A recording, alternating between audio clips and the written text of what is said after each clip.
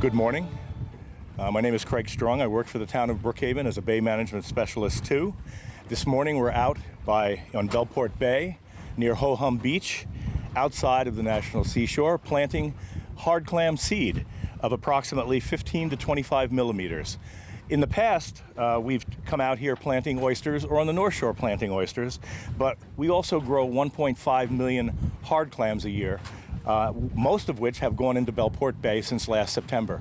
These are the last 75,000 that we're going to plant from last year's batch.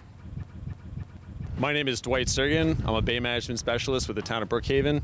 We're looking at 75,000 clams here. The reason we picked this location is because clams really love to dig themselves into sand, mud, loose sediment. So a little bit different than oysters, which tend to sit on top of the sediment. These like to dig themselves in, so this area has plenty of sand. We're actually pretty close to New Inlet, which is right across from Bellport, and the mixture of ocean water and bay water really makes a really nice, nutritious, it's full of plankton and algae, really nice water source for them. Hi, I'm Ed Romaine, Town Supervisor. I'm out here because this is one of the fun parts of being supervisor, watching our clams be repopulated in this bay. When I was a boy, I lived on the Great South Bay. Clam boats filled this bay. When guys went to college, guys and gal, they'd come out and they'd clam in the summer and make enough to go back to college in the fall or do whatever else. This bay used to be great.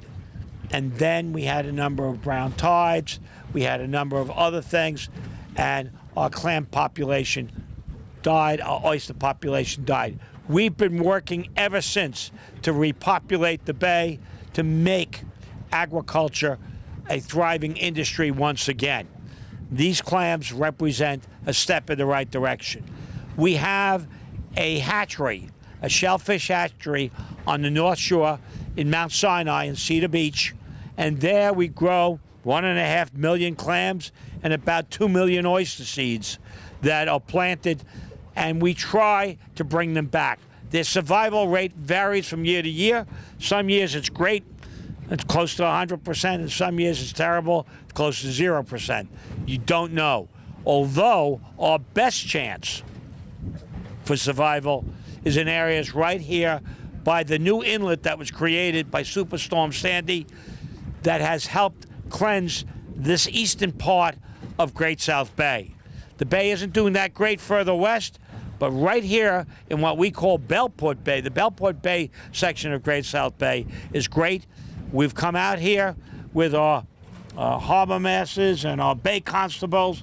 Guys give away, they're in there, they do a great job, and we're going to plant 75,000 hard clam, seed clams, but as you can see, they're not tiny little things. They're rather large. Their chance for survival is better. We're going to come back and check them next year and see how they did. But should they do well, and we continue to do this, we're going to see more people clamming.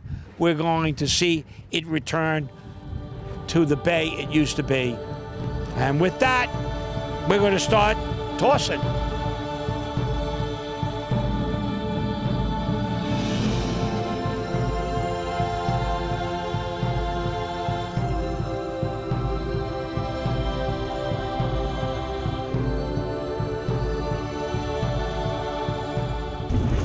It's taking a lot longer to plant these clams than it takes to plant oysters.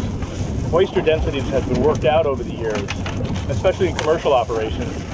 And in nature, you find them on reefs, all clustered together. Clams are predated upon by just about everything in the bay, from crabs to drills to fish, and us, of course. But so we spread them out, makes it harder for the predators to find them. They can dig in, they can go down deeper, they can actually push themselves around a little bit with their feet. But it gives them a greater chance of survival if the densities are much lighter. It's a predatory snail. It finds a clam or an oyster and it has a tooth. It clams on top of the shell of the clam or oyster, uses that tooth to bore like a perfect hole into the shell. and then it sort of spits its stomach into the oyster or clam, and it digests the clam and oyster and kills it. So that's why we find a lot of these up on the North Shore, also on the South Shore.